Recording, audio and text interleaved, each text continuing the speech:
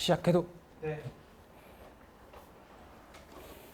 네, 안녕하세요. 저는 이번에 인간이 길들인 가축 중에서 말과 인간의 관계, 말과 인간의 역사에 대해서 네, 발표 준비를 해왔습니다. 이 공부를 하면서 느낀 점은 진짜 말이 우리의 역사로 들어옴으로써 그 어떤 역사의 속도가 확실히 그 가속화됐고 또 엄청나게 역동적으로 바뀌지 않았나 하는 생각이 들었고요. 작년에 그 우제류랑 기제류의 진화에 대해서 준비할 때는 좀 더 생물학적인 측면이 베이스였다면은 올해 아니었나요? 작년 이맘때쯤이었을 거예요. 인도 가기 전. 이번에는 우리가 그 서양 미술사를 공부하면서 했던 세계사 공부를 다시 한번 복귀하는 느낌이 컸습니다. 네, 원체 이 표지에 넣은 사진은 울란바토르에 있는 징기스칸 기마상인데요. 2008년도에 세워졌고 높이가 한 40m 정도라고 합니다. 이렇게 스테인레스로 만들어서 엄청 실제로 보면 광이 난다는데 네, 한번 실제로 가서 보면 어떤 느낌일지 궁금하더라고요. 아무래도 지금 현재 인류의 손을 타지 않은 한 번도 인류의 손을 타지 않은 야생말이 살고 있고 또 그 말과 함께 그 흥망을 같이 한 나라 하면은 몽골이 상징적인 의미를 갖지 않나 싶어서 네, 표지로 가져왔습니다. 야생마는 사실 사라졌다가 다시 마치 들깨처럼 다시 나간 거예요. 지금 있는 마지막 야생마는 그때 찾으러 갔잖아요, 정말. 아, 푸체바스키말. 예. 그게 그냥 원래 야생말이 아니라 가축화됐다가 다시 야생화된 거예요. 그게 없어요. 그래서 완벽한 야생마. 그리고 저거의 다른 점이 뭐냐면 저 당시의 말이 저런 말이 아니에요. 저건 유럽식 말이고 서양의 말이라고도 보면 되고 예. 몽골 말은 더 다리 짧고 띵띵한 느낌이에요. 푸체바스키 말 같이. 예. 저건 딱 서양 말이라고. 그 일부러 좀 더 약간 막 그 멋있게 할까? 유럽식 느낌 나고 그렇게 하게 만들었다고 하더라고요. 기둥도 그렇고. 이어서 이거는 어떤 지역에서 발견된 암석에 그려진 그림인데요. 혹시 연대가 언제쯤으로 추정이 가능하신가요? 그렇게 오래 안 된 것 같은데. BC 일단 들어왔어. 한 5천년 전? 신석기 시대고. 아니면 지역을 말하면은 더 좀 가능하실까요? 지역이 와이오밍입니다. 와이오밍. 그러면 1492년 이후지. 아니면 아예 1500년대. AN이 갔을 때 1500년 이후. 그렇죠. 1600년대? 뭐 17세기 지금 사실 말의 고향이었지만은 그 엄청난 시간이 흐르고 나서야 다시 고향으로 돌아갔죠. 예, 그 어떻게 보면은 그 인간 인지혁명 시기에 그려진 그 암석화랑 그림 자체는 비슷하지만 왜 그렇게 왜 이런 그 시기적 차이가 큰지 아마 오늘 발표에서 그 답을 찾으실 수 있으실 겁니다. 먼저 간단하게 말의 기원에 대해서 설명드리자면요. 말은 약 그 에오세 때 5,500만 년 전에 그 개 정도 크기였던 뭐 하이코테라리움, 뭐 에오이푸스 뭐 이런 그 숲에 살던 발가락 4개 달린 동물이 그 마이오세 때 초원이 확장됨에 따라서 그러니까 풀을 섭식하는 브라우저에서 그 땅에 있는 풀을 먹는 그레이저로 선택압에 따라서 진화하면서 초원 특화종이 되었고 현생 말의 조상이라고 할 수 있는 이 에쿠스는 북미에서 기원하였습니다. 이 북미에서 기원한 에쿠스가 그 LGM 때 베링 해협이 이제 길이 6개호로 만들어지면서 예, 이때 여기를 건너게 됐고요. 그 이후에 처음 만났네요, 인간하고. 예. 없었구나. 그러니까 아이러니하게도 그 본래 고향에서는 인간이 들어가면서 싹 멸종했습니다. 그러니까 여기에 대해서 크게 두 가지 얘기가 있더라고요. 그 QE 같은 얘기도 있지만 그러면 왜 유라시아에서는 멸종 안 했냐 그런 얘기 때문에 뭐 기후에 대한 걸로 멸종했다는 크게 두 가지 이야기가 네, 그 두 가지가 항상 지금 다른 모든 LP 관련돼서 레이트 플라이오스 익스팅션 관련돼서 두 가지가 항상 격돌하는데 LGM 이후에 너무 추워졌지 않냐는 얘기가 있고, 근데 그 전까지 다 추웠는데 왜 견뎠냐는 얘기가 있는데, 일단 유라시아는 안 멸종한 거는 그거는 이미 증명된 거예요. 넓다라니까 도망갈 데가 많아. 그거는 총균수의 핵심이잖아요. 유라시아는 가로축이고 여기는 세로축이잖아요. 넓다라다 그거 때문에 그건데, 하여간 어쨌든 두 개 중에 하나예요. 기후냐 인간이 죽였냐, 아니 두 개가 같이 절멸을 되게 가속화시켰다. 그리고 지금 인간이 가축으로 이용하고 있는 그 카발루스 마을의 직계 조상은 흑해 북부의 스텝 지역에서 기원했습니다.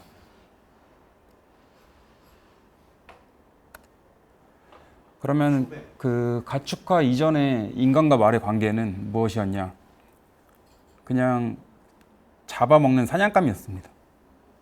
근데 그쵸.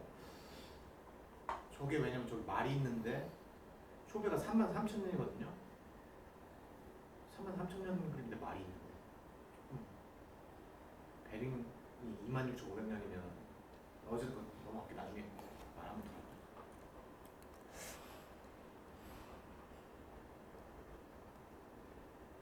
그래서 이 가축화 초기에 대한 가설은 크게 얌나야 가설과 보타이 가설 두 가지가 있는데요. 이게 이제 고유전학이랑 이제 여러 가지가 학문이 발달하면서 오히려 더 지금은 뭐 하나 뚜렷하게 정해진 게 없이 좀 모호한 상황입니다. 그러니까 보타이 문화가 힘을 갖고 있었던 이유는 어쨌든 말 우리가 확인이 됐었고, 그리고 그 그릇에서 마유 단백질이 확인됐었고, 말 치아에서 말 화석에서 치아의 마모 흔적이 확인되어서 재갈을 물리지 않았냐라는 가설이었는데, 일단 고유전학적으로 볼 때 그 현생 말과는 계통이 다른 그 프르제스키 말 기원이라서 현생 지금 가축 말과는 좀 다르고, 또 한 가지는 그 마유 단백질이라는 게 그 여러 뭐 지방이나 다른 복합적인 거랑 비교할 때 그걸 말 젖에서 기원했다고 할 수 있냐라는 모호성 때문에, 그리고 그 치아 마모 흔적도 자연 상태에서도 비슷한 마모 정도는 일어난다라는 걸로 인해서 아마도 그냥 먹기 위해서 일시적으로 가둬놓은 정도만 아니냐, 혹은 길들이려는 시도는 있었다 정도로 보고 있고, 얌나야 같은 경우에는 어쨌든 그 얌나야가 그 쿠르간 문화 계통이고, 그 구덩이를 파서 본붕을 만드는 그런 무덤 형태인데, 거기에서 이제 여러 가지 유적이 발견됐고, 유적에서 이제 바퀴 같은 게 발견돼서 이동수단으로 말 이용이 추정되었으나 승마를 했다는 거에 대한 직접적인 증거가 없어서 지금 현재로 모호한 상태라고 합니다.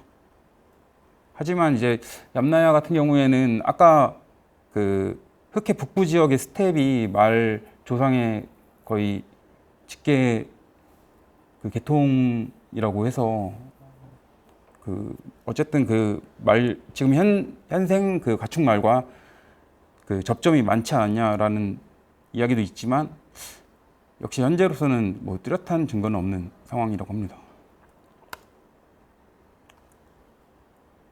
그래서 그 현재 가축말과 그 프제스키 말을 비교하면요, 이게 지금 에쿠스 속에 속하는 그 말과 동물들인데, 이 뭐 위에 얼룩말, 그리고 이제 그 야생 당나귀, 그리고 이 그 가축말과 프르제스키 말이 있습니다. 근데 프르제스키 말 같은 경우에, 그러니까 제가 이 책에서 읽은 내용은 몽골의 소수 개체가 살고 있는데, 그 한 번도 인간한테 길들여진 적이 없다고 하더라고요. 얼룩말처럼. 그래요?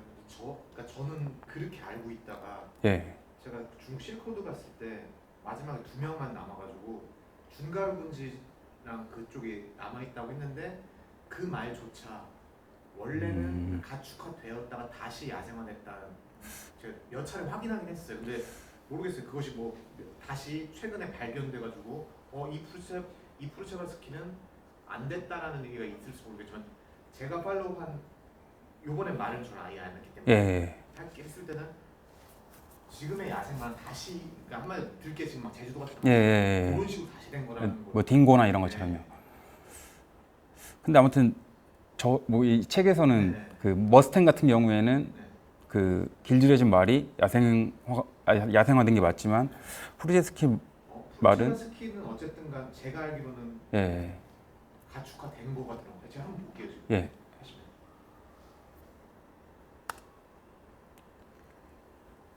그래서 우리가 길들여진 카발루스 말은 프르제스키랑은 약간 그 계통이 다르고, 그 프르제스키 말은 몽고 야생말이라고 합니다. 예, 이런 말이고요. 어떻게 보면 약간 당나귀랑 좀 비슷하게 생겼고요.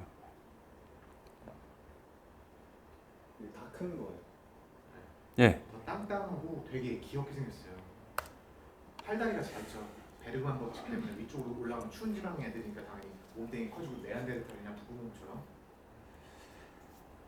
그 이제 그 현생 말과 프르제스키 말을 구분하는 가장 큰 유전자가 이 돔2 유전자라고 해가지고, 그러니까 이게 뭐 도메스틱 그런 뭐 그러니까 그 가축화 관련 유전자인데, 이제 여기 위에 있는 A는 수컷한테서 기인한 Y 염색체 그룹이고, 아래는 이제 미토콘드리아, 그러니까 목의 유전 그룹인데, 이 돔2 유전자가 이 주황색이거든요. 그리고 이 아래쪽으로 갈수록 현생 말인데, 이 돔2 유전자가 공통으로 그 갖고 있는 것을 확인하실 수 있습니다. 그리고 옆에는 이제 그 에쿠스 속의 동물들 중에서 나머지는 이제 말 품종, 그 가축화된 말 품종들이고, 이 붉은색 점선으로 표시된 부분이 프르제스키 말 그룹이고, 그 옆에 굵은 선으로 검은 선으로 이제 나온 게 당나귀인데, 야생 당나귀인데, 그 초반부터 그 기원이 다른 것을 알 수 있습니다.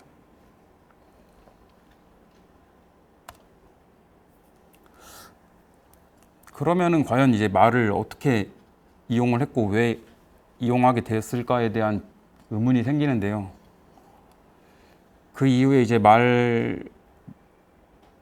말이라고 규정하지 않고 이제 말과 동물을 처음으로 사용한 어떤 사례는 이제 BC 2550년대로 연대 추정이 되는 그 우르의 깃발이라고 하는 수메르 지역의 한 도시에서 나온 유적에서 확인할 수 있습니다. 이때는 이제 이건 전차 같은 경우에 이제 수레라고 하는 바퀴 4개가 달린 거를 끄는 거랑 바퀴 2개 달린 카트형이라고 이렇게 두 가지로 나뉘는데요.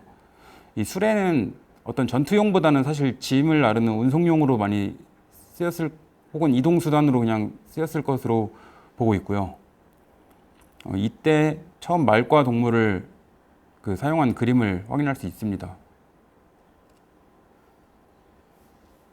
근데 고 유전체학으로 이제 밝힌 바에 의하면은 이 동물이 말이 아니라 야생 당나귀나 오나가였을 거라는 얘기가 지금 유력하고요.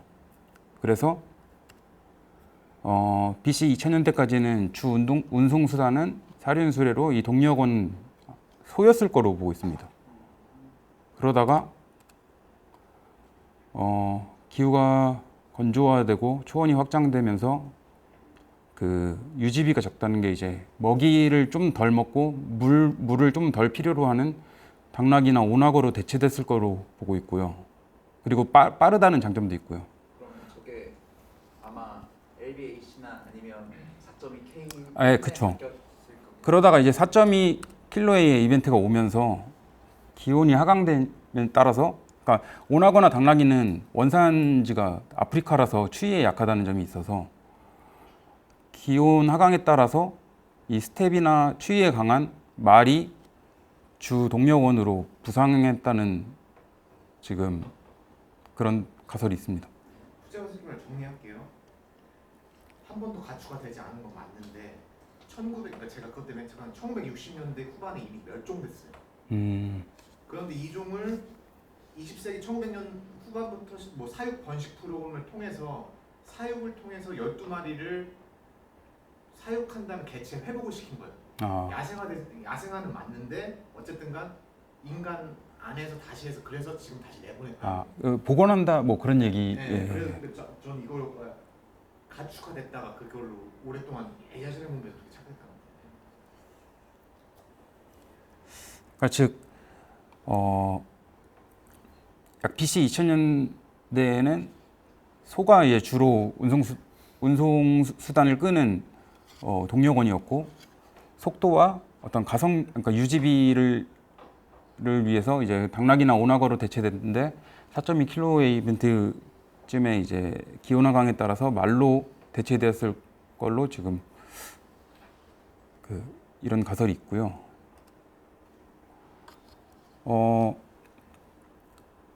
이후에 이제 그 얌나의 파생 문화로 보는 이제 그리고 같은 크루간 계열인 신타시타에서 마구와 말이 끄는 전차, 그리고 그 앞에서 설명드린 사륜형 수레는 보통 통바퀴를 썼다고 해요. 근데 이제 바퀴살이 있는 이륜형 바퀴를 썼고, 그리고 여기에서 이제 앞서 말씀드린 돔2 유전자를 가진 DOM2 유전자를 가진 말이 확인됐다고 합니다.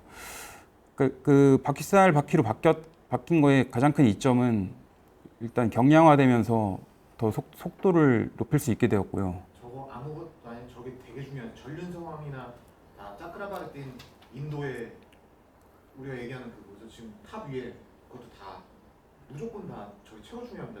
저 바퀴살 만드는 거. 전차는 이제 이런 식이었고, 여기에 이제 한 2명 내지는 3명이 올라타서 활을 쏘는 형태로. 아슈리 트윈스 이거 다 기억나시죠? 마가바트 기타도 마찬가지고 크리슈나 누구였죠? 아르주나. 그리고 불교 고자가 저기 살이 약간 어긋나가지고 덜컹거린다. 그게 덕하. 고. 네. 고집멸도할 때 고통의 고자 덕하라는 거가 덜컹거리는, 그러니까 비프향도로 가는 거예요. 그리고 이후 이제 히타이트에서도 이런 전차를 확인할 수 있는데요. 히타이트에서는 이제 이런 전차를 좀 더 단순 수송이 아닌 전투의 핵심 전력으로 조직했고, 그 전차 부대를 전략적으로 양성하고 전술로 전문화시켰다고 알려져 있습니다. 그래서 저번에 저희가 이집트 갔을 때 봤던 카데시 전투에 적극적으로 이런 전차를 사용한 것을 확인할 수 있습니다. 분명히 저 그림 봤을 때 저게 거짓말이라는 게 저 그림에서 람세스 2세가 혼자 활을 쏘잖아요. 그러니까 무조건 2명이 타야 되죠. 왜냐면 저렇게 하면 운전을 못해. 그리고 전차 같은 경우는 무조건 아슈린 트윈스 초반에 아리안이 다 그렇게 됐고, 그러니까 저렇게 막 서서 싸우고 우리가 영화에서 보여주는 전차 이런 거 없다는 거예요. 그냥 저렇게 활 쏘는 것밖에 없다는 거예요. 그냥 창 던지거나. 뭐 3명 타면은 1명은 운전하고 1명은 이제 방패로 막고 1명은 활 쏘고 뭐 이런 식이었다고 봅니다.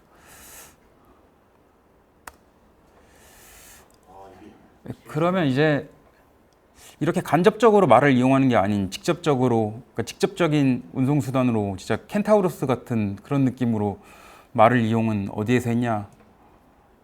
즉 기마는 어디서 시작됐냐? 그 몽골 지역의 그 사슴돌, 그러니까 디어스톤 헤렉스루라고 하는 이 문화에서 그 승마를 한 거에 대한 그 확인을 할 수가 있는데요. 이제 단순히 이제 그 말을 타는 거를 넘어서 말과 거의 일체화가 되려면은 말 등 위에서 안정화가 되어야 되는데 이때 필수적으로 필요한 게 안장과 등자입니다. 그 등자에 대한 기원은 뭐 인도에서 BC 2세기 때 조형물에서 등자를 표현했다는 말도 있고 중국이랑 한국에서 3, 4세기에 초기 등자를 사용했다는 얘기도 있긴 한데 이제 등자가 초반에는 어떤 안정성을 위한 그 도구보다는 말 한 번에 올라타기가 어려우니까 발을 한번 디딜 용도로 한쪽에만 있었다고 해요. 그러다가 이제 그 이 한 쌍을 이루는 이 쌍등자는 중국 북부에서 그 흉노 뭐 이쪽이랑 그 경쟁하던 그때 이제 중국 북부에서 발달하였고 그 안장도 처음에는 그냥 얘 그 담요 같은 그냥 말 등만 덮어놓는 그런 거에서 그 훨씬 오래 앉아 있을 수 있고 또 말 등에 무리도 좀 덜 가는 식으로 이 프레임 안장이 몽골에서 발달하게 됩니다. 이렇게 기마술이 발달했다는 것은 꼭 말 이퀄 전투력을 의미하게 되고요. 곧 말이 곧 지위고 권력이고 상징이면서 말의 제의적 의미까지 강화되게 됩니다.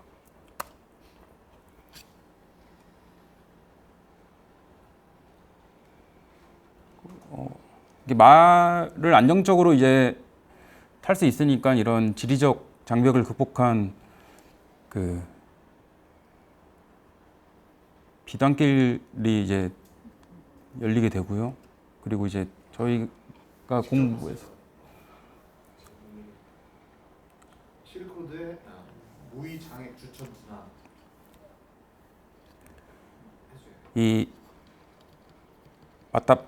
마다비언 예, 이게 이제 의미하는 거는 그만큼 이제 기마술이 발달함으로 따라서 말 품종 개량에 대한 관심이 증가하였고 또 이 말을 통한 이동성의 증가로 실크로드와 같은 교역의 길이 열렸고 곧 말 상품화가 발달하게 됐음을 의미합니다. 그러니까 이게 뭐냐면 맨 처음에 우리가 흉노가 묵툭선후가 BC 209년에 시작됐잖아요. 그다음에 한 고조 유방이 202년에 한나라를 만들었잖아요. 중국이 한나라를 진난 다음에. 근데 그때 형제 맹을 맺어요. 묵툭선후하고. 묵툭선후하고 형제 맹은 누가 형이죠? 흉노가 형이에요. 그러니까 거꾸로 바치는 거예요. 너무 무서우니까 육루민족한테. 그러니까 그 패권을 뒤집었던 게 한무제. 한무제 때 장관한테 해가지고 페르가나에 있는 한혈마를 갖고 옵니다. 한혈마가 뭐냐면 피가 막 달리면 흥분해가지고 피가 막 여기서 솟구치는 말이에요. 사실 기생충 때문에 그런데 그걸 막 해서 전설처럼 돼가지고 그 말을 드디어 수입해 온 다음에 BC 1, 2일에 수입해 오면서 그거에 대해서 흉노를 제압하면서 얘네가 막 너무 기뻐가지고 저런 상을 만든 건데 저게 바로 뭐냐? 밑에 저게 뭐죠? 뭘 딛고 있죠? 제비입니다. 저게 마타비엔 제비를 딛고 하늘을 나는 말이라는 거예요. 그러면서 저거를 통해서 한무제가 드디어 이제 이 몽골 유목 세력한테 물론 계속 세죠. 왜냐면 흉노, 선바이, 돌궐이 백트리크 하고 이거 뭐 위구르족 나타나고 계속 나오잖아요. 그 다음에 뭐 몽골까지 나오고 뭐 청나라조차도 사실 유목민족이잖아요. 마지막 제국이긴 하고. 그러니까 그래도 어쨌든 이제 맞다이 뜰 수 있게 됐다는 상징적인 겁니다. 저기 딱 가서 무의장의 주촌 분당 딱 가면 그 박물관에 딱 있어요. 저 가운데 되게 멋있. 저거 무지하게 중요한 겁니다. 그러면 저 말은 아까 말씀하신 서양식 말에 가까운 그쵸, 한율 맞아요. 갖고 온 거 페르가나에 가서 페르가나가 그렇다고 해서 뭐 페르시아 이런 데 아닙니다. 이름 정확 까먹었는데 페르가나가 어디였냐면 그쪽이에요. 그냥 중앙 유라시아 이쪽이에요. 뭐 소그드 이쪽입니다.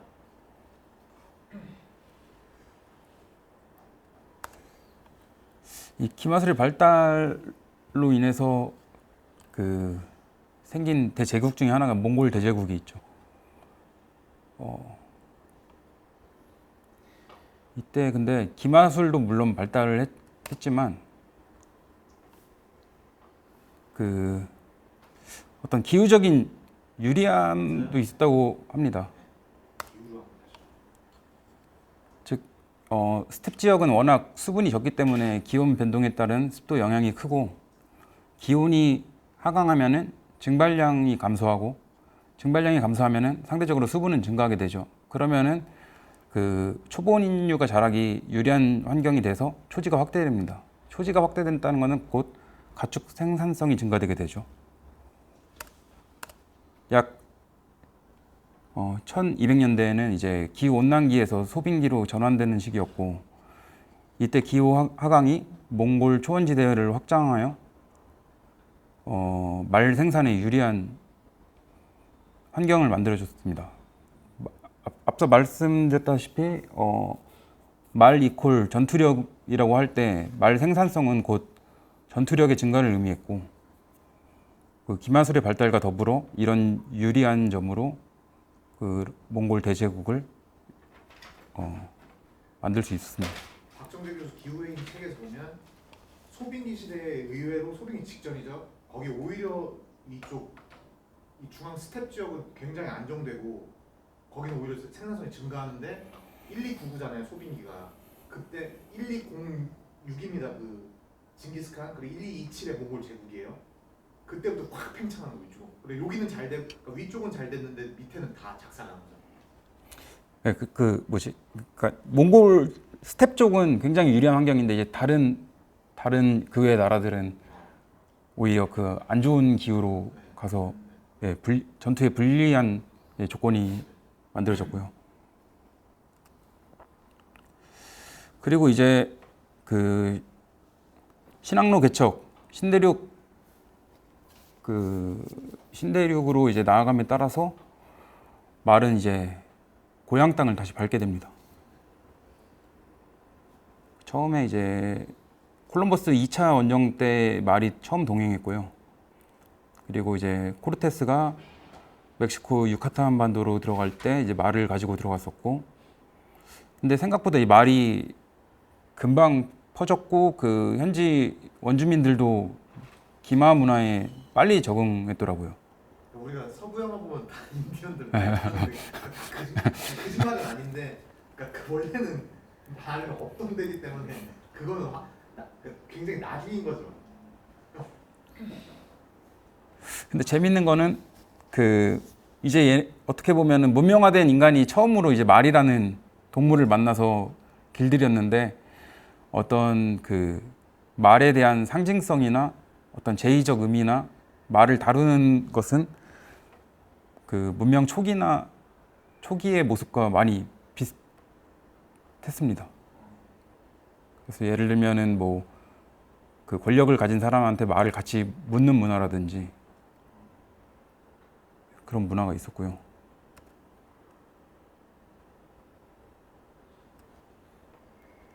여기 포토시 저희가 여기서 이제 그 말과 동물의 뼈가 확인이 됐습니다.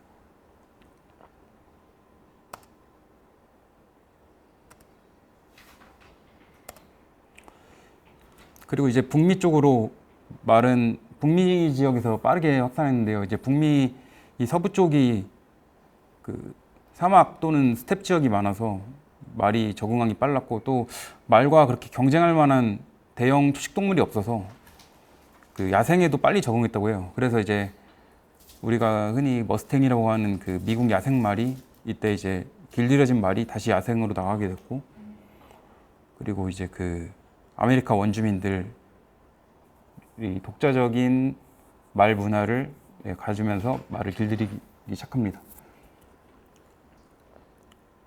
그리고 그 아메리카 인디언들이 이 기마 문화에 빨리 적응할 수 있었던 거는 일단 말을 탐으로써 들소 사냥에 유리한 점이 있었고요. 역시나 똑같이 말은 권위가 되었고, 그리고 제의적 의미를 가지면서 그런 어떤 앞서 말씀드렸던 그 문명 초기의 모습과 좀 유사성도 있었습니다. 그리고 이제 1765 산업혁명과 함께 말은 이제 역사의 뒤안길로 가게 되는데요. 근데 산업혁명 초기에는 오히려 말의 이용이 엄청 증대됐었다고 해요. 왜냐하면 이제 그 탄광 같은 데서 그런 화석 연료를 나르거나 그런 운반 이런 용으로 그 말이 많이 사용됐었고요. 그리고 철도가 뚫린 이후에도 그 이제 세세하게 가지 못하는 부분들을 말이 담당함으로써 이게 그 미국 서부에 1860년부터 딱 거의 한 1년 정도만 있었던 그 포니 익스프레스라고 하는 우편 체계였는데요. 이게 이제 없어진 이유는 그 이제 그 전화 그게 이제 전신이 발달함으로써 없어졌다고 합니다. 생기자마자. 1862 그거죠. 남북 전쟁이죠. 마치 실크로드의 그 역참대 제도처럼 이렇게 16km마다 이렇게 말 정거장이 있어서 그 지점마다 말이 우편을 나르는 역할을 했고, 우편이 하나 전달되는데 18개월 걸리던 게 이걸 통해서 10일 만에 전달됐었다고 해요.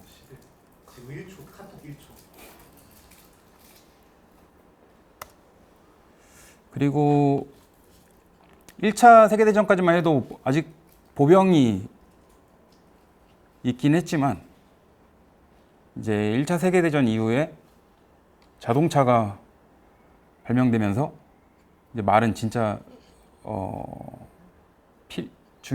중요도가 확 감소하게 됩니다.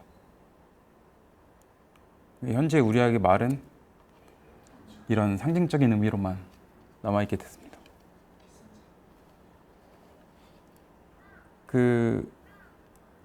이후 이제 서부 개척 시대 이제 그리고 이제 인디언과 경쟁하던 시대 북미에서는 머스탱이 가축들과 초지를 경쟁한다는 이유로 많이 학살당했고, 또 한 가지는 이제 말이 어쨌든 원주민들에게 기동력과 전투력을 주기 때문에 그런 의미로 말이 많이 학살됐었다고 해요.